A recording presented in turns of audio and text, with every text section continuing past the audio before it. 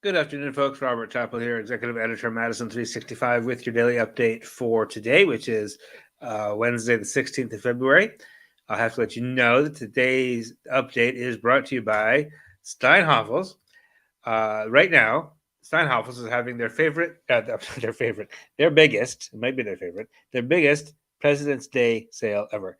Save 35 to 55% throughout the store. Plus, get great bonus buys like a 5-piece counter height dining set for only $2.99. It's Steinhoffel's biggest President's Day ever. Shop in store or online at steinhoffels.com today. And we thank Steinhoffels for their support of Madison 365 and community nonprofit journalism. We're going to talk today about a few things. Let's hit the COVID numbers first because these are pretty good news as it continued to be. Our 7-day average of new cases is 1,629. The DHS website just gave me an error, and now it's just a spinning little ball. The positive test rate is down to 6.9%, I believe. I gotta see if I can get this website back.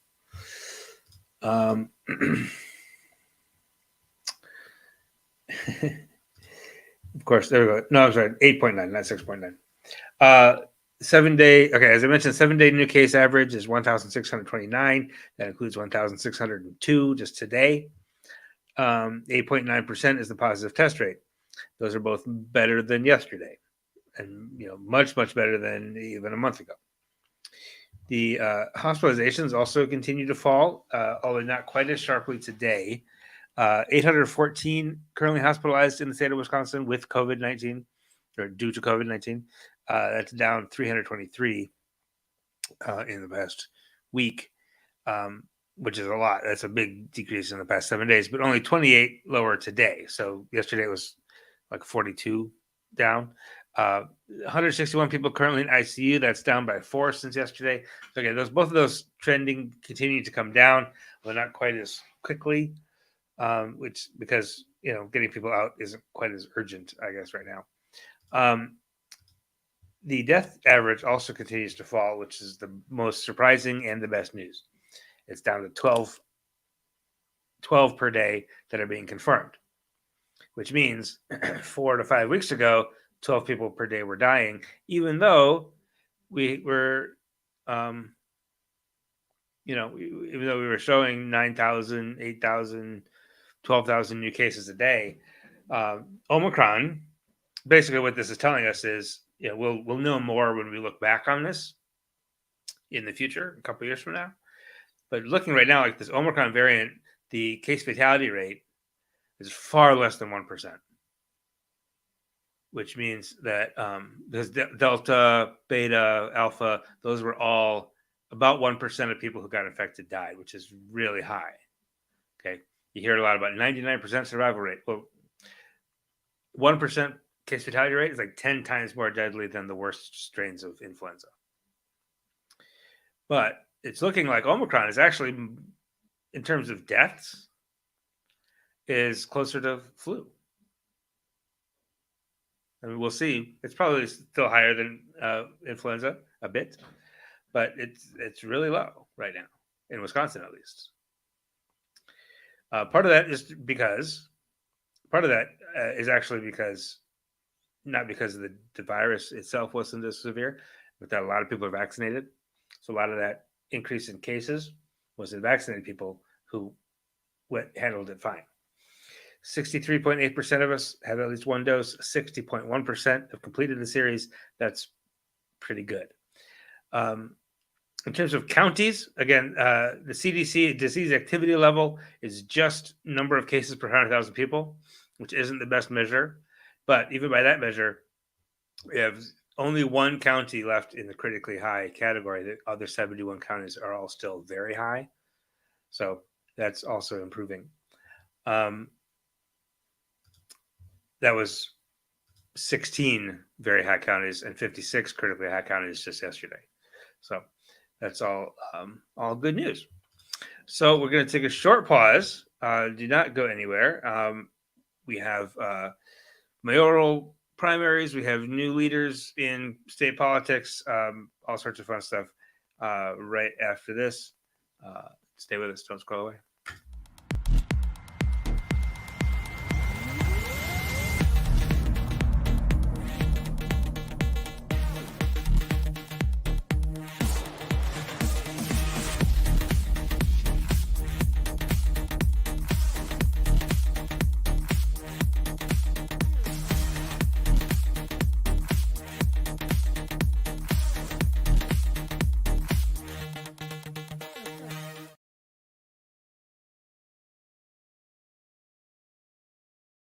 The city of Milwaukee held its mayoral primary yesterday, and the top two vote getters will face off in the April 5th general election. Those are Cavalier Johnson on the left and Bob Donovan there on the right. This is a special election because you might remember Tom Barrett last August was nominated to be the ambassador to Luxembourg. He was confirmed and accepted that post in December, therefore resigning as mayor of Milwaukee. Cavalier Johnson, the president of the city council, was acting mayor. Only the second time in Milwaukee history that the black person was the acting mayor of the state's largest city. If Cavalier Johnson wins this election, he would be the first black elected mayor of Milwaukee. It's looking good for him. In a 7-way primary, he got 42% of the vote, which is pretty high. Bob Donovan got 22%. In second place. A couple of big names that you didn't see make it through: Lena Taylor, state senator; Milwaukee County Sheriff Rennell Lucas. Both ran really strong campaigns, did not make it through.